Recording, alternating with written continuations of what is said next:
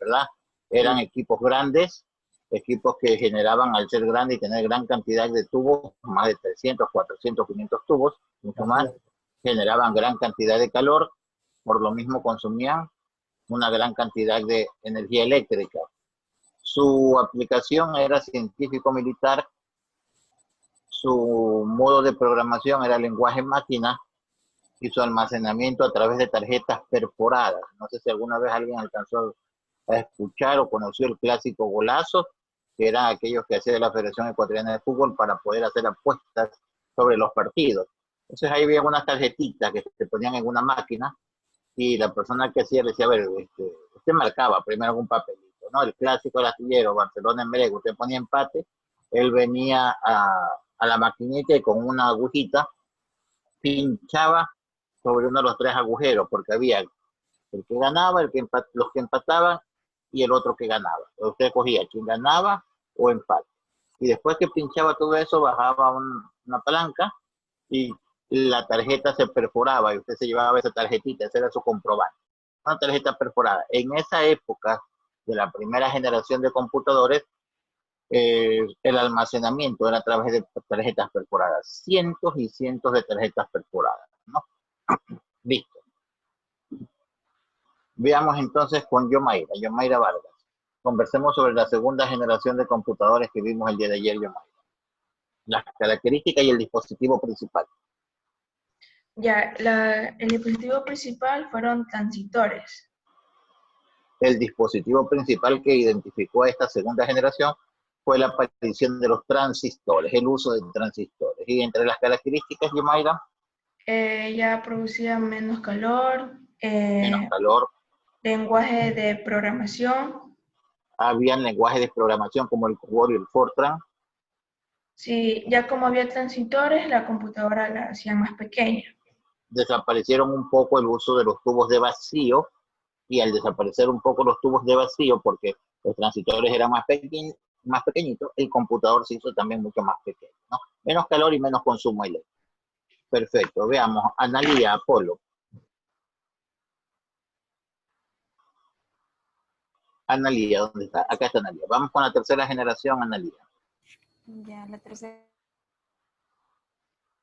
Enciende el audio que se le bloqueó el micrófono.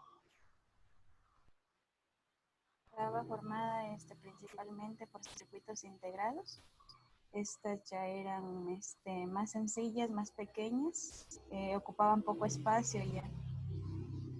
La tercera generación se caracteriza porque su componente principal son los circuitos integrados. Antes habían muchos circuitos y cada uno se encargaba de hacer algo.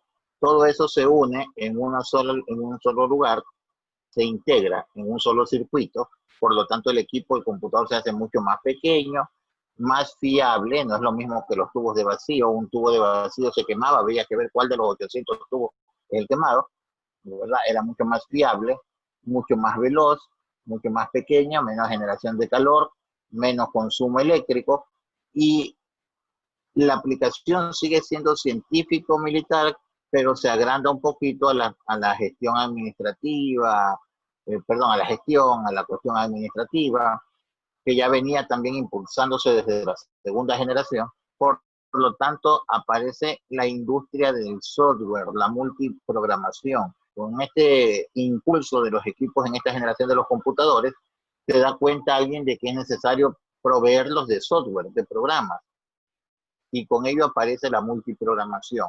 Y aparece la industria del software, que ahora hay grandes empresas dedicadas solo al diseño de software, ¿no? Pero el componente principal, como nos decía Analía muy acertadamente, ¿cuál era? El circuito integrado. Y llegamos a la última generación que estudiamos nosotros, que es la cuarta generación. Veamos que nos ayude Denise Sánchez, buenos días. Ayúdenos, Denise, con el componente principal de la cuarta generación y características en esta generación.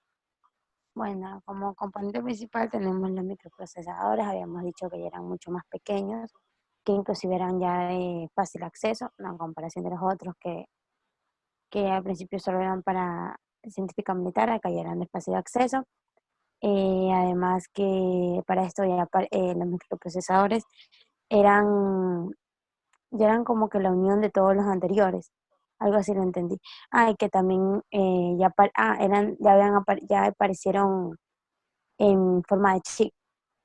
Eh, También que ya existían los dispositivos de almacenamiento y que obviamente ocupaban poco espacio, menos energía que los anteriores y por lo tanto menos calor.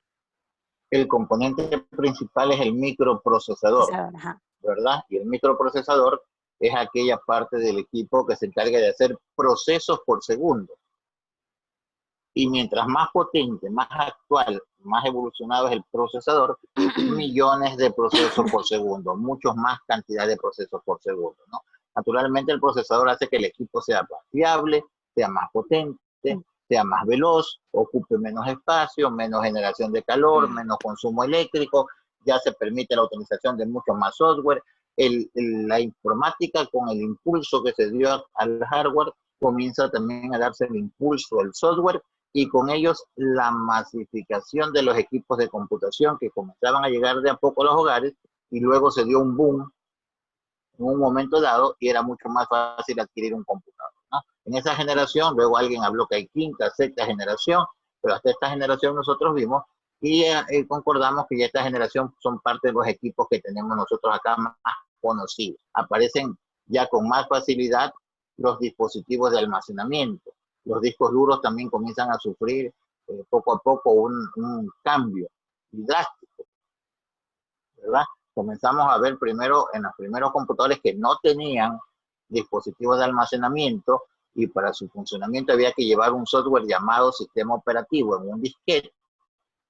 Había que llevarlo y insertarlo y encender el computador, a la aparición de los primeros discos duros que eran de 10 megabytes, 20 megabytes, y luego comenzó a sufrir ese cambio drástico a 80, 120, 250 megas, que ya era bastante para el comienzo. 10 megabytes, hicimos la comparación, un par de canciones en MP3. Ya después con 250 megabytes teníamos bastante, y después esos megabytes alcanzaron la siguiente medida que tenemos nosotros, que era el gigabyte. Cuando hablamos de un gigabyte, hablamos de qué maravilla, habíamos topado la nube, pero en poco tiempo los gigabytes comenzaron a duplicarse, 1, 2, 120, 250, 500, y ahora vemos que lo que se ofertan son equipos de computación con 1, 2, 4, 8 terabytes, que es la siguiente medida. Y en algún momento conversamos en una clase que la medida más básica que encontramos acá en la cuestión de la computación es el bit, BIT. Es como decir sí o no, encendido o apagado, presencia o ausencia de señal, el 1 o el 0, es un bit. Y la unión de 8 bits venía a darnos un byte. La B, la Y, la T, la E, byte. 8 bits, un byte. Si unimos 1024 bytes, íbamos a tener un kilobyte. Un kilobyte es igual a 1024 bytes. Comercialmente dicen 1000, porque es más fácil para el vendedor, ¿no? Pues, ¿cuánto tiene? 5 kilobytes, 5000, pero en verdad la medida era 1024. La siguiente medida es el megabyte. 1024 kilobytes es igual a un megabyte. La siguiente medida después del megabyte, ¿cuál tocó? El gigabyte. Entonces aquí tenemos 1024 megabytes es igual a un gigabyte. Bueno, ahora ya no tenemos discos duros de 1 gigabyte, ahora tenemos discos duros de por lo mínimo 500 gigabytes, y ya están desapareciendo, hasta llegar al terabyte. Y entonces tenemos que la unidad de medida sería 1024 gigabytes es igual a ¿qué cosa? A un terabyte, que es la medida que en este momento encontramos, ¿no?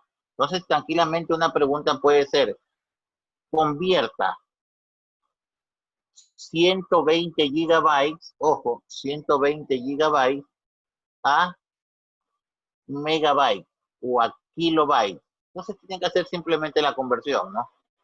Si un kilobyte es igual a 1024, así más o menos, es de la manera más sencilla. Simple matemática, pero para eso hay que tener claro el criterio. Un bit, unidad mínima. 8 bits igual un byte. 1024 bytes igual un kilobyte. 1024 kilobytes igual un megabyte. 1024 megabytes igual un gigabyte. 1024 gigabytes igual un terabyte. Y hasta ahí llegamos como las unidades de medida. Eso fue poco a poco cambiando los dispositivos de almacenamiento. Teníamos los pendrive de un giga, 2 gigas, 16, 32, 64, por ahí los de 128 gigabytes, los pendrive, ¿no? También hay los discos duros externos. Todos esos son dispositivos de almacenamiento. El disco duro que está dentro del computador, un dispositivo de almacenamiento interno. Si está fuera, como los pendrive, un dispositivo de almacenamiento externo. Si es un disco duro que está fuera, portátil, es un dispositivo de almacenamiento externo. Así fue cambiando la computación y así se fueron dando las generaciones de computadores. Pero no solo necesitamos que cambie el hardware, también debió haber cambiado el software. Porque acuérdense cuando vimos el sistema informático es la unión de 4 o la integración de 4 elementos. El hardware, el software, los datos y los usuarios. Y aquí hemos hablado solamente de evolución de hardware y de los microprocesadores, que son los que cuando vamos a comprar vamos a preguntar. ¿Y de qué microprocesador es?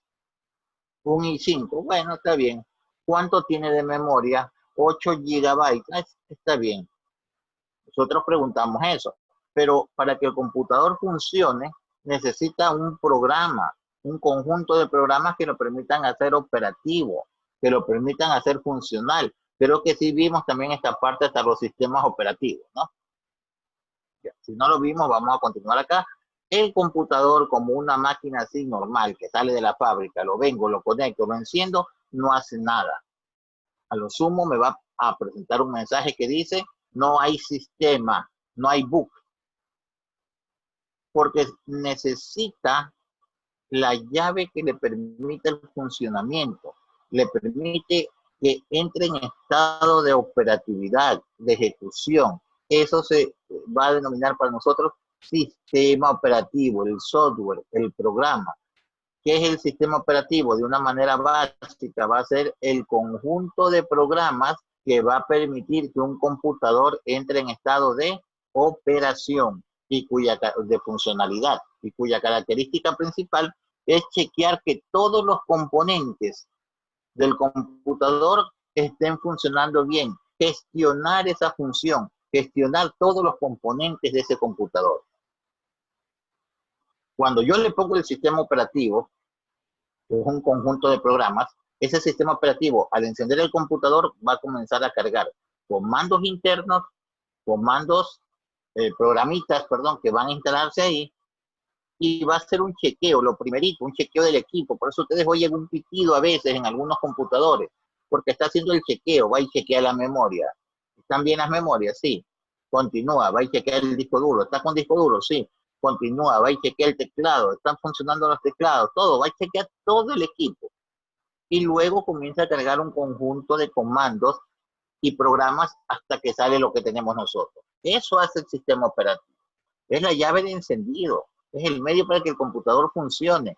Sin el sistema operativo, el computador es simplemente una parte física. Es el hardware que no tiene ninguna utilidad, porque no hay el software que le va a permitir que entre en ese estado de operatividad, de funcionalidad. Sistema operativo, conjunto de programas que permite que el computador entre en estado de funcionalidad, cuya función es gestionar todos los componentes de ese equipo de computación.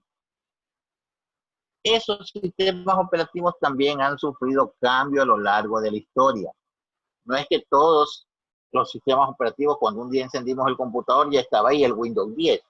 Poco a poco han ido apareciendo y han ido sufriendo cambios a lo largo de la historia. Esos cambios han permitido que estos sistemas operativos sean más fiables, gestionen mejor el equipo de computación y se vuelvan más amigables con los usuarios. ¿Qué significa amigable? Veamos, Carla. Cuando yo digo que un sistema operativo sea más amigable, ¿qué podemos entender por esto, Carla, de que el sistema operativo sea más amigable. ¿Qué es más accesible para los usuarios? ¿Qué es más fácil de manejar? Más fácil de usar. Y vamos a ver el primer sistema operativo que se hizo famoso para el uso de los usuarios, no el primer sistema operativo de la historia, mucho cuidado. Cuidado, vamos a decir, el primer sistema operativo fue este, no.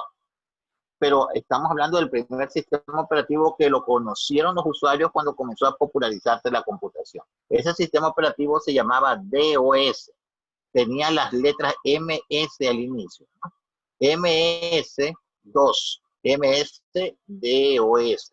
El MS es de la compañía Microsoft y el DOS era el acrónimo de decir Disk Operating System en inglés o sistema operativo en disco. ¿Por qué era un sistema operativo en disco? Porque no estaba dentro del computador inicialmente. Venía en un disquete, que era un dispositivo de 5 1/4 de tamaño, flexible, se lo podía mover, o más pequeñito, de 3,5, más duro, y ahí venía grabado, y uno lo guardaba en el bolsillo y se lo llevaba en el bolsillo. Iba a un equipo de computador, sacaba su sistema operativo, lo insertaba en las unidades lectoras de disquete y encendía el computador. Entonces el computador iba, leía el disquete en esa unidad, comenzaba a cargar el sistema operativo, chequeaba todo el computador y empezaba a funcionar. Así era el primer sistema operativo, en disco, por eso se llamaba DOS, pero fue el sistema operativo más famoso que hubo en ese inicio. Y como los jóvenes, a la mayoría de las personas jóvenes en una gran tendencia, les atrajo esto de usar un equipo de computación, tenían que aprender ese sistema operativo, porque si no sabían usar el sistema operativo no podían usar el computador. Vamos a ver cómo era ese primer sistema operativo para poder entender cómo ha evolucionado este tipo de software desde sus inicios, en la época de la popularidad inicial del computador, hasta la actualidad. El sistema operativo como tal también ha sufrido algunos cambios, ¿verdad? Y estos cambios se han dado a través de diferentes versiones. Veamos. Aquí en la pantalla vamos a ver nosotros la pantalla del primer sistema operativo. El primer sistema operativo, DOS. Encendía el computador y una vez que encendía el computador, esto era lo que quedaba en mi pantalla. Una pantalla oscura, negra, donde salía una información, decía dircommand.com, volumen, es decir, el nombre de la unidad, el nombre del disquete, el volumen que está en el drive A o el disquete que está en el drive A, es el MS2 versión 3.30. Este es el directorio de la unidad A. Lo único que tiene es un archivo llamado command.com, que era el que cargaba un conjunto, sistema operativo, cargaba un conjunto de comandos internos y también comandos externos del usuario. Este era su tamaño y fue creado en esta época, esta hora. Es un solo archivo que consume esta cantidad, perdón, este es el espacio libre, byte free, espacio libre que le quedaba a ese disquete, que no tenía una gran capacidad de almacenamiento. Si era de 3,5, solo almacenaba 1.44 megabytes. Eso era todo lo que se podía almacenar en un disquete, 1.44 megabytes. Y la pantalla vacía y terminaba con esto, la letra de la unidad con los 2 puntos, el slash y el signo de mayor, indicando en qué unidad se encontraba en ese momento la computadora ubicada, en la unidad A. Esto se llamaba prontuario. Miren la diferencia a lo que tenemos ahora. No hay nada, ¿qué hacemos aquí?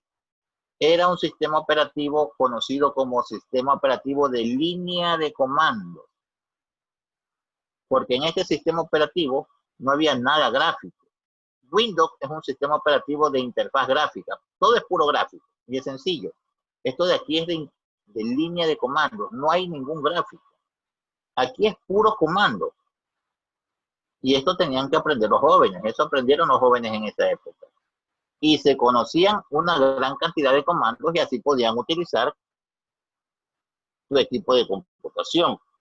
Yo voy a abrir una pantallita para que ustedes vean más o menos cómo se trabajaba con el sistema operativo MS2, ¿no?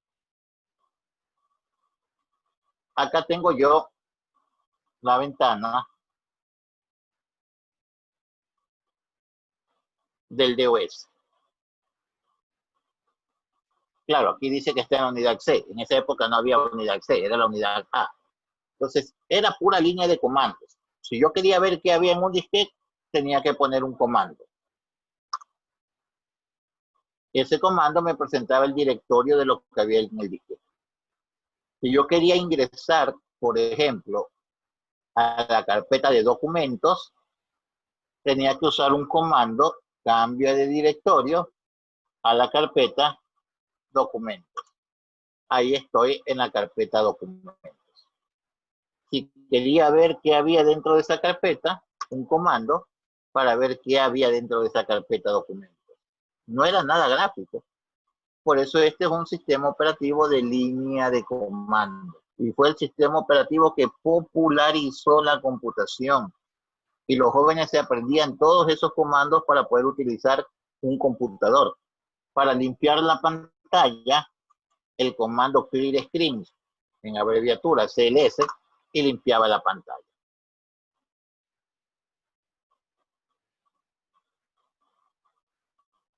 Ese fue el primer sistema operativo que popularizó la computación. Y ha sufrido ese sistema operativo también sus cambios, conversiones. DOS 1.0, 2.0, 3.0, 3.1, 3.2, 3.3, 4.0, 5.0, hasta que yo medio me acuerdo del 6.0 y no sé si habrá alguna otra versión, 6 punto y tanto, ¿no? O 7, pero yo me acuerdo hasta el DOS 6.0. Entonces, también sufrió versiones. Cada versión tenía nuevos comandos y cada versión lo hacía más fiable. Este sistema operativo DOS es un sistema de línea de comando. Es monousuario, con y chacón. ¿Qué significará que un sistema operativo sea monousuario escuchando el nombre así? Monousuario, con y chacón. Que solo se puede realizar una cosa a la vez. ¿No? No es tanto así. Veamos. Yomaira Vargas, monousuario. Que solo una persona puede estar, que Exacto. Un sistema operativo monousuario implica que solo puede accesar a él una persona a la vez.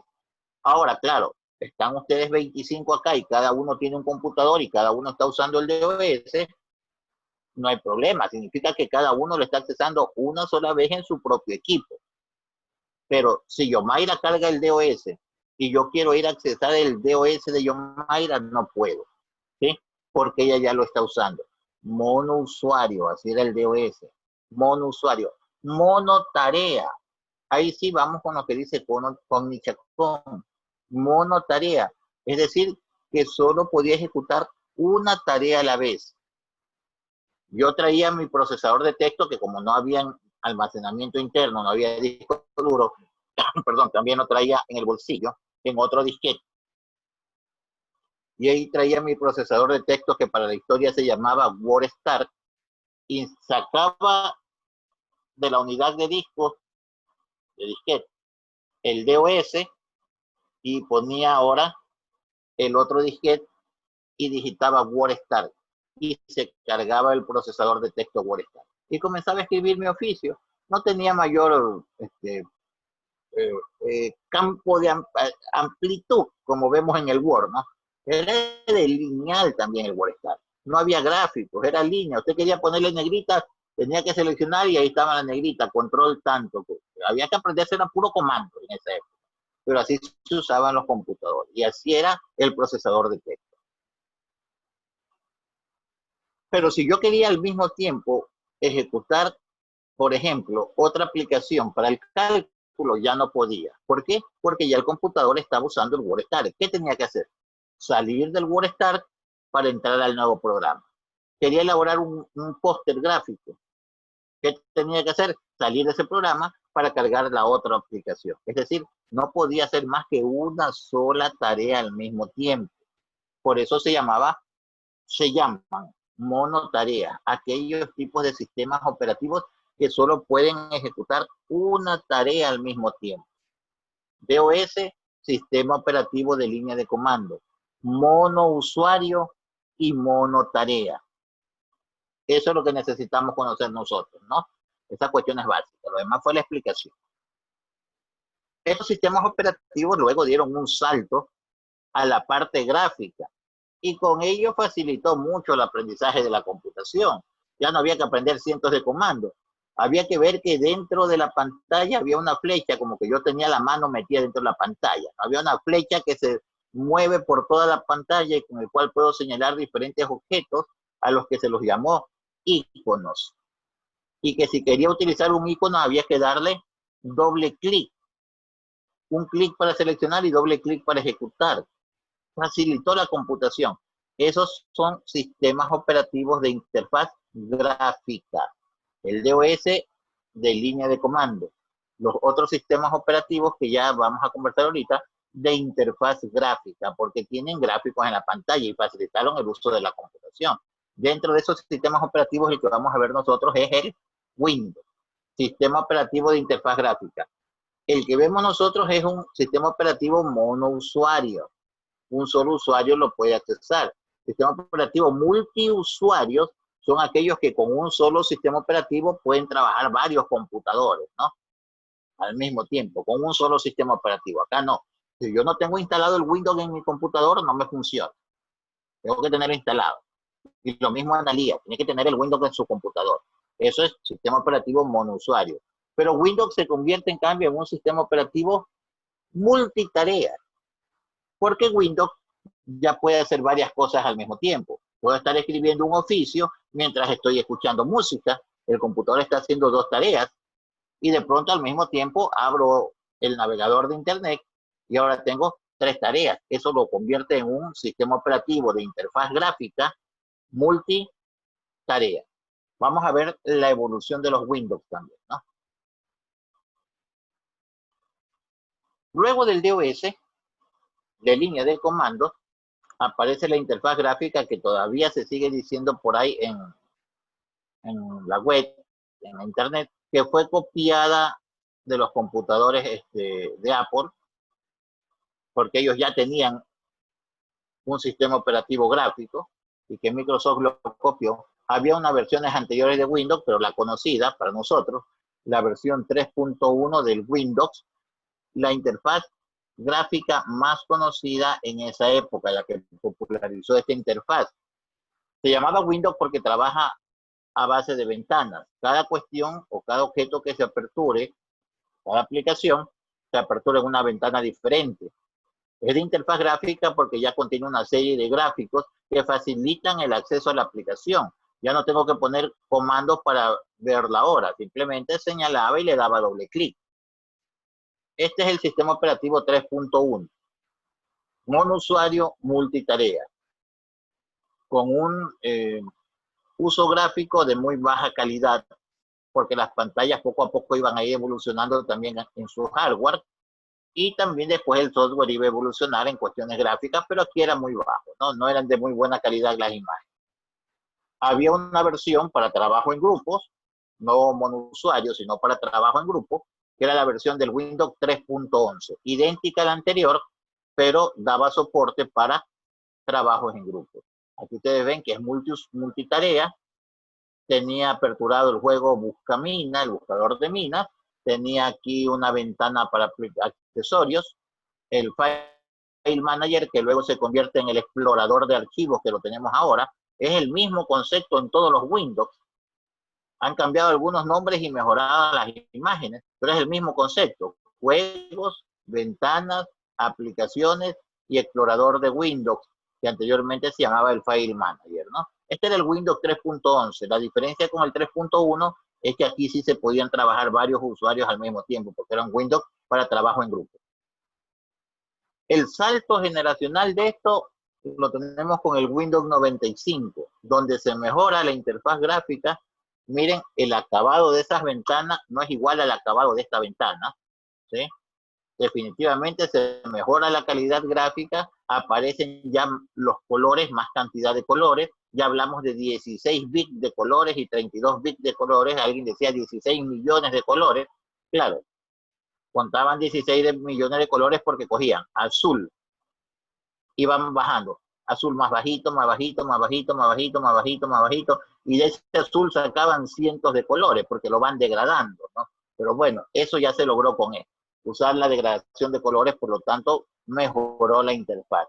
Al mejorar la interfaz gráfica, también mejoró la calidad gráfica. El espacio que usa un píxel, un punto para presentarse en pantalla, por pulgadas, a eso le llamamos píxel. Ustedes habrán oído, ¿no?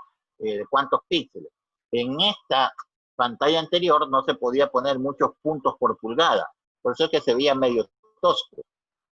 En esta versión ya había mejorado mucho y se puede poner más puntos por pulgada, más píxeles, por lo tanto mejora la calidad, y al mejorar se puede hacer pantallas que parezcan más grandes porque sus objetos son más pequeños. Más objetos en pantalla. Miren ustedes, menos objetos en una pantalla, más objetos en una pantalla.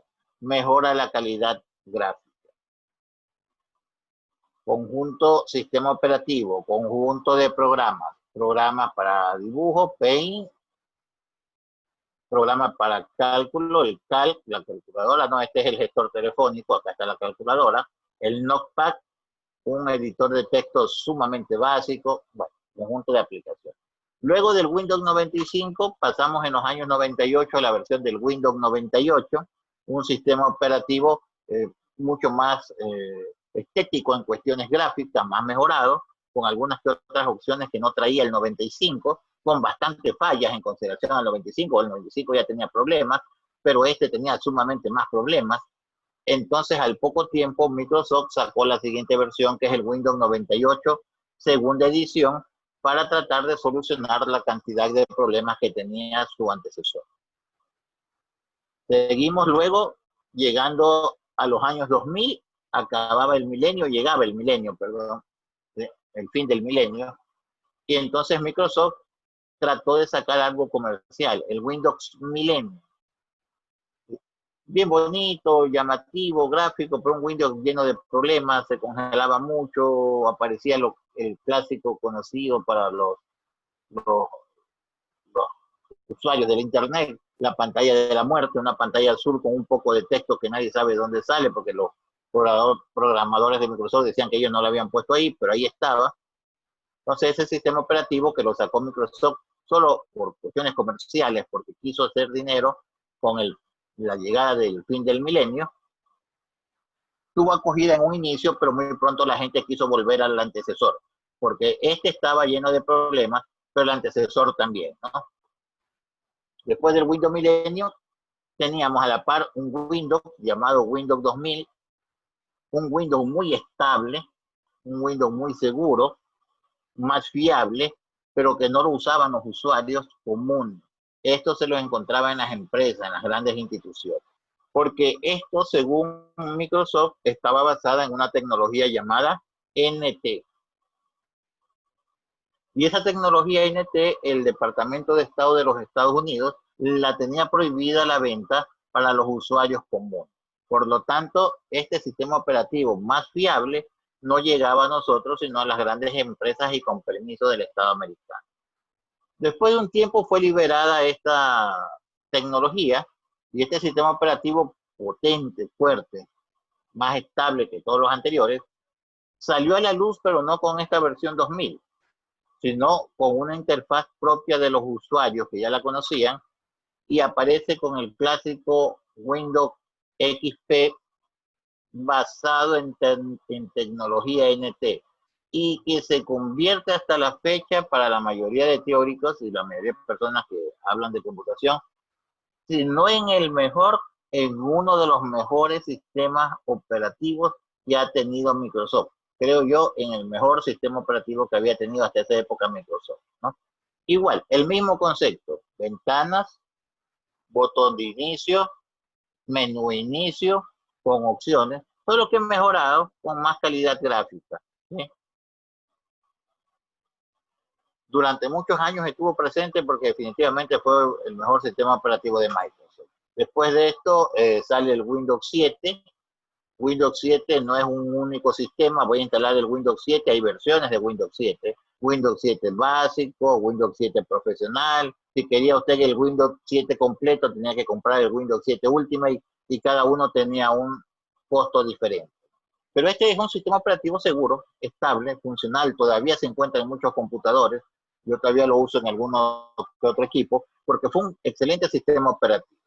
Buen entorno gráfico, no exigía mucho del equipo, veloz, con pocos problemas, ¿sí? Se convirtió en una excelente opción para los usuarios. Finalmente, obtenemos, antes de eso tenemos el Windows 8. Aquí Microsoft sacó este sistema operativo para que la competencia no lo sobrepase. Pero hasta el Windows 7, la base de todos los sistemas operativos Windows era el escritorio de Windows. La base de los sistemas operativos de Windows hasta el 7 era el escritorio. El escritorio es eso que vemos sobre el fondo y el conjunto de iconos, más los iconos del sistema, que son la papelera, mi PC, la carpeta del usuario, ¿verdad? Componían el escritorio de Windows. Y esa era la base de este sistema. Con la llegada del Windows 8, Microsoft elimina el escritorio como la parte principal y fundamental del sistema Windows y lo cambia por esta interfaz. Esta interfaz no se conoce como escritorio. Esta interfaz se conoce con el nombre de interfaz Metro, como la Metrovía, pero Metro solamente, ¿no? Interfaz Metro. Un conjunto de cuadros donde hay las aplicaciones. Pero ¿qué sucede? Los usuarios no usaban esta interfaz. Carla entraba al Windows 8 y Carla, en lugar de usar las aplicaciones, buscaba dónde está el escritorio, dónde está, aquí está el escritorio. Porque el escritorio pasó a ser una aplicación de la interfaz Metro. Dejó de ser la parte fundamental, principal del sistema para convertirse en una aplicación de la interfaz Metro. Pero Carla venía al escritorio y lo activaba. Y la mayoría de usuarios hacían eso. No usaban esta interfaz, sino que buscaban el escritorio y lo utilizaban, porque no se olviden que durante toda la transición hasta el Windows 8, durante tantos años, los usuarios solo se acostumbraron al escritorio.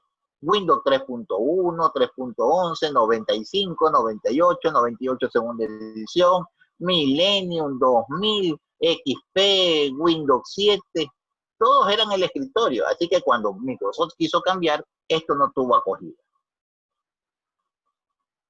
Y encima de esto, lleno de problemas, que tuvo que sacar inmediatamente una versión que vaya a sustituir a esta por la cantidad de problemas que tenía, y sacó la versión del Windows 8.1. Este es el 8.1, menos problemas que el 8, pero con la misma interfaz Metro. Igual el usuario venía, ¿dónde está el botón inicio? No hay botón inicio, el botón inicio era del escritorio. ¿Y dónde está el escritorio? Acá está el escritorio. Y le daba un clic y cargaba el escritorio. Y cuando le daba clic a esta aplicación, volvía acá. Entonces, definitivamente Microsoft se dio cuenta que el usuario no se acostumbró a esta interfaz, que esta interfaz fue un fracaso, y en su nueva versión del sistema operativo, que es la que tenemos en la actualidad, el Windows 10, el escritorio vuelve a ser la parte fundamental y principal del sistema operativo. Y la interfaz Metro es una parte, pero del menú inicio. Microsoft, para no perder su interfaz por la que había apostado, no le quedó más que ponerla dentro del menú inicio, ¿no? Y ahí en el menú inicio vemos la interfaz, pero tuvo que sacarla de acá porque los usuarios fueron mayoría y los usuarios se acostumbraron a la interfaz con el escritorio como parte fundamental del sistema operativo. Así evolucionaron los sistemas operativos en la historia. El mismo Windows, mismo principio, exactamente lo mismo, ventanas, aplicaciones, ¿verdad? Multitareas, monousuario, mejor calidad gráfica y con el escritorio como la parte fundamental del sistema, a excepción del Windows 8 y del 8.1, cuya parte fundamental del sistema operativo era la interfaz Metro. La interfaz Metro no tuvo acogida y en la versión del Windows 10 Microsoft apuesta por volver nuevamente a su clásico escritorio de Windows al cual todos los usuarios acceden porque están completamente adaptados ya a este tipo de sistema. Así evolucionan los sistemas operativos. Hablamos del Windows. No es el único sistema operativo. Hay muchos más sistemas operativos en el mercado, ¿no? Veamos si es que nosotros conocemos sistemas operativos.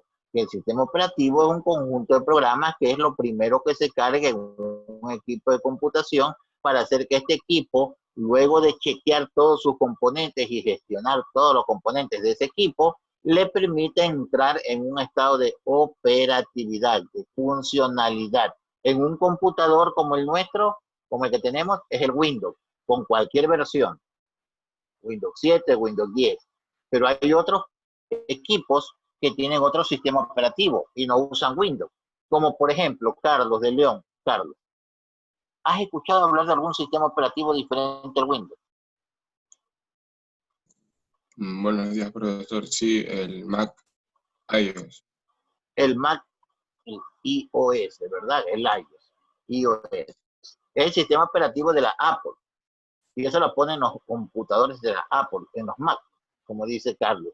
Es un sistema operativo diferente, no es el Windows. Cuando usted va ahí al iOS, de la Mac, al comienzo lo ve igualito, parecido, pero luego quiere hacer un par de cosas y medio se pierde.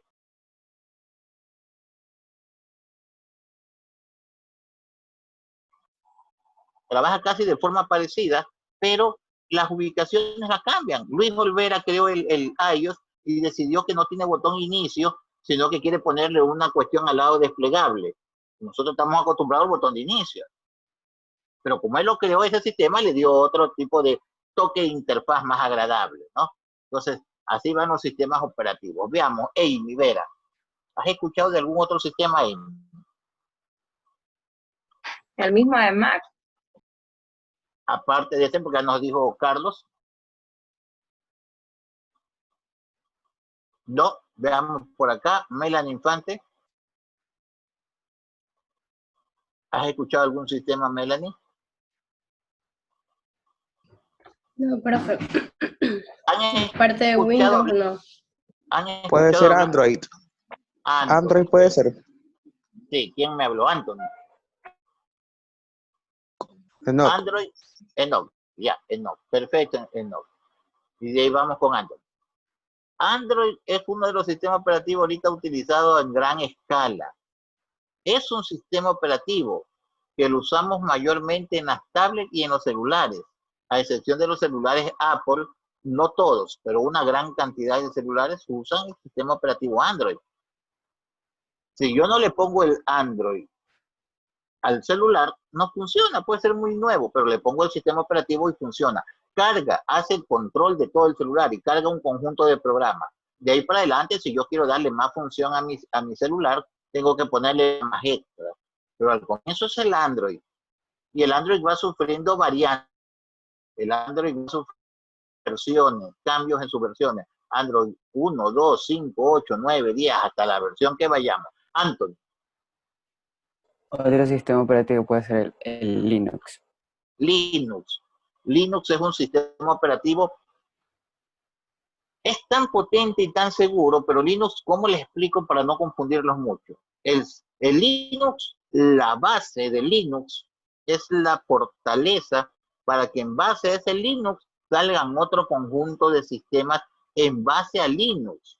Por ejemplo, Linux Mandrake, Linux Mint, Linux, y ahí vamos sacando Linux CentOS. En base a ese concepto de Linux, se han sacado variantes del sistema operativo. Linux es un sistema operativo gratuito, seguro, fiable. No lo usamos porque acá no nos han hecho conocer mucho de Linux, pese a que el Estado ecuatoriano impulsa el uso del sistema libre y el software. Es gratuito, no tenemos que pagarle a nadie y un sistema operativo totalmente seguro y fiable. Las grandes empresas por seguridad usan Linux. Es fuerte y de ahí sacan variantes. Las variantes sí ya van a costar, ¿no?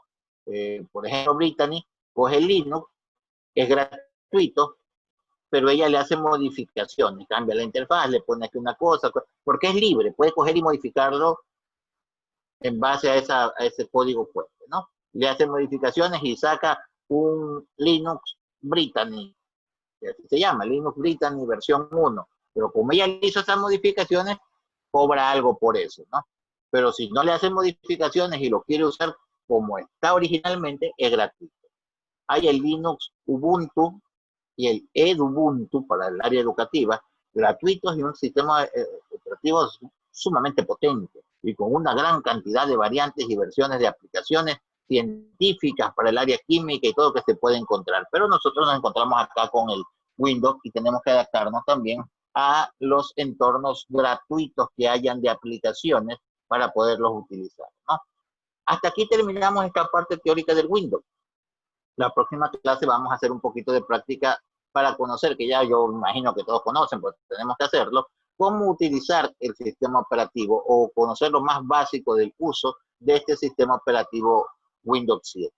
Les pido que vengan leyendo algo porque voy a consultar, yo lo voy a explicar acá, pero voy a consultar. A partir del Windows 7 aparece algo que se llama el Aero en Windows. ¿Qué es el Aero? Yo lo voy a explicar. Por lo general en clase, cuando es presencial, tengo más tiempo y lo explico mucho más amplio. Quiero hacer este tipo de interactividad. Ustedes lo leen y acá conversamos y yo lo explico, ¿no? Hay algunos Aero y quiero que lo investiguen. ¿Qué es el Aero PEEK? P-E-E-K. ¿Qué es el Aero Shape? Ahora sí, hagan silencio. Como ya terminamos la clase y ya estamos con el tiempo y se está cortando la señal, vamos a hacer simplemente la actividad y nos vemos el día de mañana, ¿no? Ya para dar por finalizado porque ya se está cortando. Seguramente está intentando entrar el otro compañero docente, ¿sí? Entonces nos vemos ya el día de mañana y busquen lo que es el Aero para venir a practicar acá. Listo, gracias con todos, nos vemos el día de mañana. Hasta luego, profe. Hasta luego, pasen bien, chao.